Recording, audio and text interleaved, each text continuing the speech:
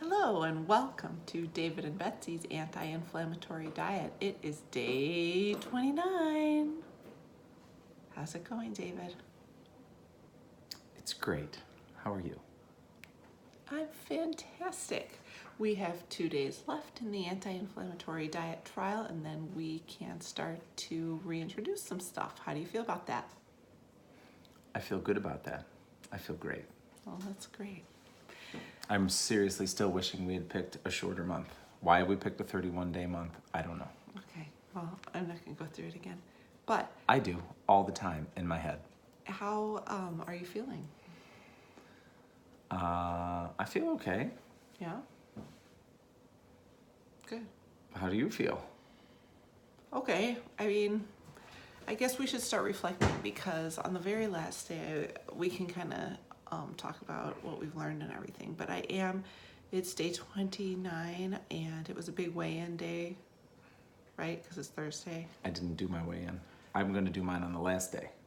Sorry. Okay, but we were doing it every Thursday, so I did weigh-in today.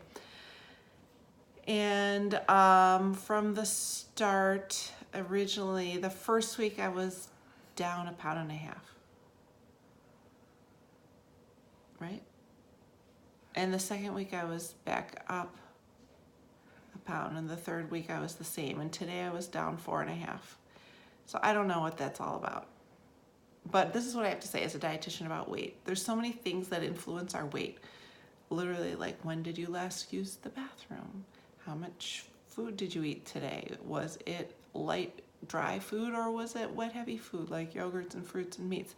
It affects our weight day to day. So it's really hard to see meaningful weight change over small periods of time, which is why we have to look at trends. So some of these weight things that have been up and down, it's really hard to say, here's one number, this is what I should weigh, this is what is happening, because there's really a range. Like, ladies, is it a special time for you? You may weigh a little bit more. Men, do you need to take a big dump? You may weigh a little bit more. There's so many things here. Women don't take big dumps? I can't don't know. comment on that. I'm a lady. I'm too much of a lady to discuss these kind of things. You're bringing it up. Anyway, my point is that at the moment, I don't know what to make of it, but it's been 4 weeks and my weight has fluctuated within 4 pounds. Oh, this really hasn't been about weight for you. But one of the outcomes is, are we eating enough to maintain our weight? Because we know I've not eaten enough to get enough carbs for good exercise. So apparently you're not. It's fine. I'm not trying to maintain my weight with this, but I will say that one thing I've noticed greatly about this diet is that, and somebody actually pointed this out, I really have not been that lethargic. And there's been no midday crashing. There's been no, and I think that that's because I have eliminated, for all intents and purposes, sugar from my diet. What are your thoughts on that? There probably is some truth to the ups and downs of sugar and insulin spikes and your body responding and glucagon and all of that. There's probably something to that. I don't think it's only sugar.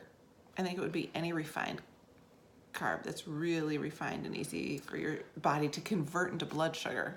That's the biggest thing for me. Is I think the biggest positive thus far is that the trend is that I have not been lethargic.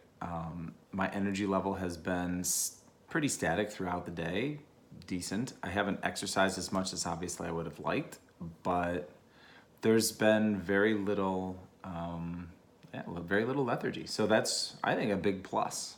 So For sure. I am surprised by that. That is, the skeptic in me thought there would be nothing that would come of this, and that is a definite. There's no question about that in my mind. That's good. Is it affecting sleep as well? I don't know that my sleep habits have changed. I feel like I've been sleeping well, but I generally sleep well. I'm a lucky sleeper. I sleep well, except when I have to get up 15 times in the middle of the night to pee. Yeah. So I'm lucky. I haven't had a big problem sleeping. Some people have troubles, but For sure. Yeah. That has not been, I have many other issues. That's not one of them. Okay. So that's definitely in the +1 column for this diet. And since we're kind of talking about that, I've been complaining about this shoulder stuff. So my shoulder definitely feels better. It's less painful. A few times in the past couple weeks, I've actually been able to lie on it at night when I sleep, which is what I prefer, to lie on my side, and I haven't been able to lie on that side in a long time. So I have been able to do that, and it has got progressively better. However, time has passed. So it's been hard for me to say, well, is it just getting better? Because We'll time find is out. passing. Why will we find out? Because we'll have a big pizza on Sunday and we'll see if you ache on Monday. And that's my other question. Like, is inflammation something that happens immediately, or is it a gradual process? You're the researcher. Right. And I think it's probably a gradual process. So I don't think that eating one pizza is going to make a big difference, which is why I'm not going to jump back in. I'm going to have some pizza, and then I'm going to kind of be back on this with a few things. But not only does my shoulder feel better, but my thumb is better. I know it sounds weird, but I have a sore thumb all the time. And I had hip surgery 6 years ago. And even though they fixed the problem, I have a lot of joint pain in that area. And that's been better. And usually when I run, later that day it hurts to sit for long periods of time, and it has not. That's noticeable. That's good. That's very good. So that to me is a sign of decreased overall inflammation, because I have a lot of aches and pains in different joints, and that has definitely improved.